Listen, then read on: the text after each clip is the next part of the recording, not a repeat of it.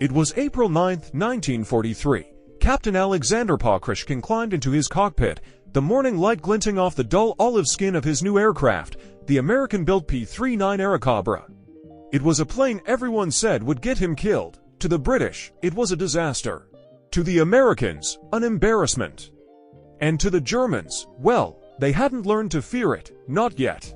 What Pokryshkin didn't know that morning, as his engine roared to life on a dusty Russian airfield, was that this rejected fighter would soon become the deadliest weapon on the Eastern Front. A plane the West had thrown away would help the Soviets win the skies. But how did that happen? How did one of America's biggest aviation failures turn into one of Russia's greatest triumphs? When the P-39 was first introduced, it looked like a masterpiece.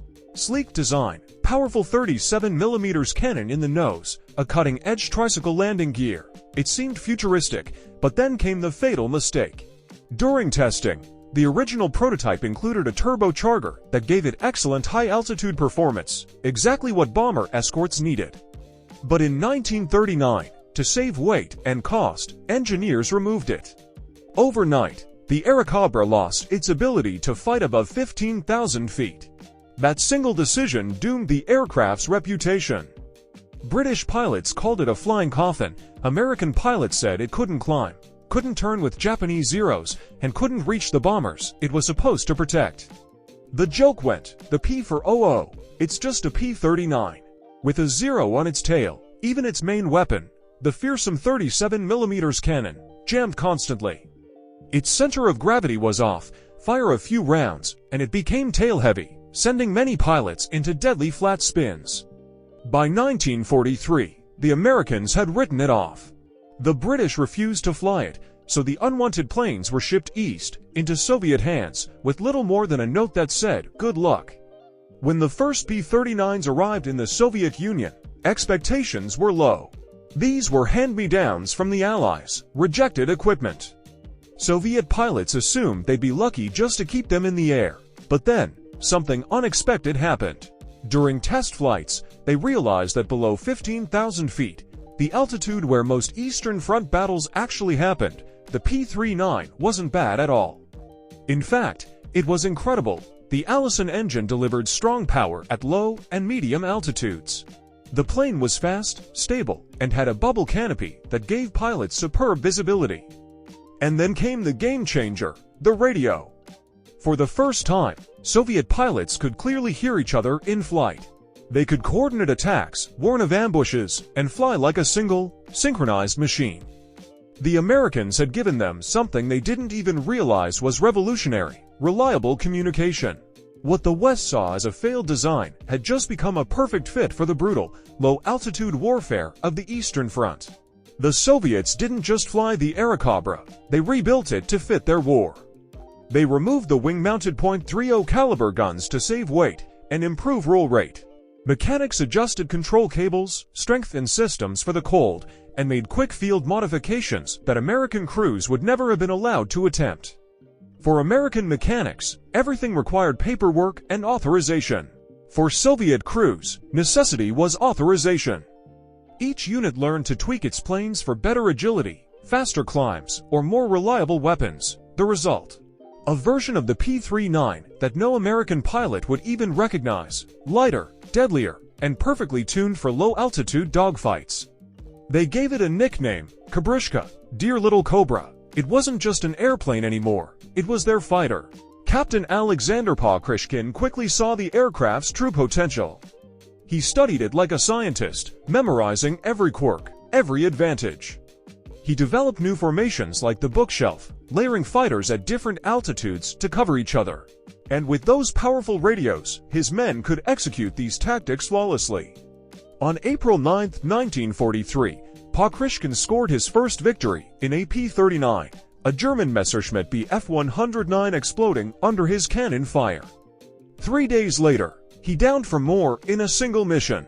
Soon, other Soviet pilots followed. His wingman, Grigori Rechkalov, a colorblind pilot who hid his condition, became one of the highest-scoring aces of the war with 56 kills.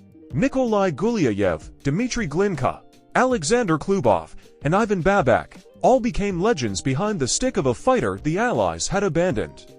Half of the Soviet Union's top 10 aces scored most of their victories in P-39s. To them, this wasn't a reject, it was a masterpiece. As the months passed, the Luftwaffe started noticing something strange. Soviet fighters were suddenly more coordinated. They attacked in perfect synchronization, struck with devastating accuracy, and vanished before German pilots could respond. And when radio intercepts revealed the call sign, Sotka, the number painted on Pokryshkin's aircraft, some German units were ordered not to take off at all. The kill ratios told the story. In 1941, German pilots destroyed Soviet aircraft at a rate of 5 to 1. By late 1943, after the introduction of the P-39, the odds had evened, and sometimes flipped. Soviet units were shooting down more German aircraft than they lost.